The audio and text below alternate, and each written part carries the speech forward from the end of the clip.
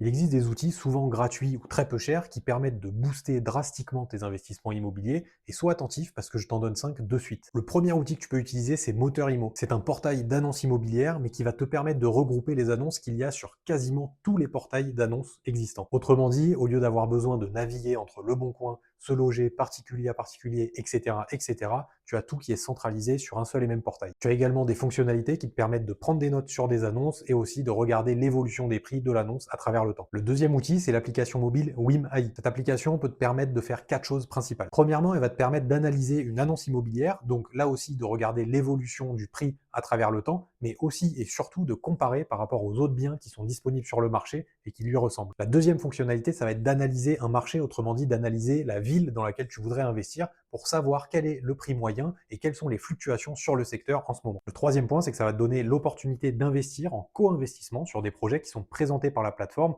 un peu à l'image du crowdfunding immobilier. Attention, je précise évidemment, ceci n'est pas un conseil en investissement, chacun est libre et responsable de placer son argent comme il l'entend. Pour finir avec cette application, le quatrième et dernier point, c'est de toi, pourquoi pas, pouvoir te faire financer certains projets via cette application Wimai. Le troisième outil dont je voulais te parler, c'est Simlock. C'est un calculateur en ligne qui va te permettre de connaître rapidement ta capacité d'emprunt et aussi, si tu as envie d'investir sur un projet, qui va te permettre de déterminer quel est son pourcentage de rentabilité et quel est le cash flow attendu. Quatrième outil, c'est ville-data.com. Ce site va te permettre de voir les principaux indicateurs concernant une ville et donc de voir directement ce qui peut t'intéresser en tant qu'investisseur locatif, à savoir quel est le taux de chômage, quelle est l'évolution de la démographie, est-ce que la ville gagne ou perd des habitants, est-ce que les commerces sont aussi en hausse de régime ou en baisse, etc., etc. Et le cinquième et dernier outil, ça va être cadastre.com. Ce site-là va te permettre avec une simple adresse ou une parcelle cadastrale d'avoir tout l'historique de ce qui s'est passé sur cet endroit, c'est-à-dire quand est-ce que ça a été vendu pour la dernière fois, par qui, à quel prix, etc., etc. Sur ce site, tu peux avoir accès à plein d'autres informations comme le PLU ou alors quel était le DPE à l'époque où ça a été vendu. Je te laisse fouiller tout ça, il y a pas mal de choses à regarder. Alors dis-moi toi dans les commentaires si tu connaissais déjà et tu utilisais déjà certains de ces outils ou si tu en as d'autres qui sont très intéressants et que tu utilises au quotidien. Si tu veux d'autres astuces de ce type dans l'immobilier, n'hésite pas à mettre un like, à follow la chaîne